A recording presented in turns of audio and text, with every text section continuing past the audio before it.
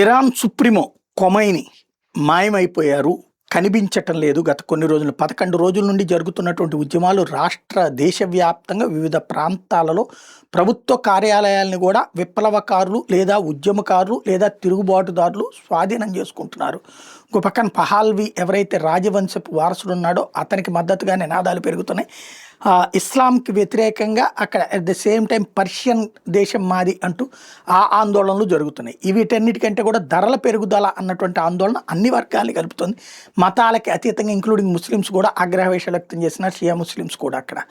ఇలాంటి దశలో ఏదైతే మాస్కో వైపుకు వెళ్ళినటువంటి విమానంలో ఖొమైనీ వెళ్ళిపోయాడు, మాస్కోకి షిఫ్ట్ అయిపోయాడు అన్నటువంటి ప్రచారం నిన్న రాత్రి నుండి అంతర్జాతీయ మీడియాలో ఎస్పెషల్లీ రష్యన్ సోర్సెస్ టచ్ చేయలేదు, కానీ ఇజ్రాయెల్ సోర్సెస్ మెన్షన్ చేస్తున్నాయి.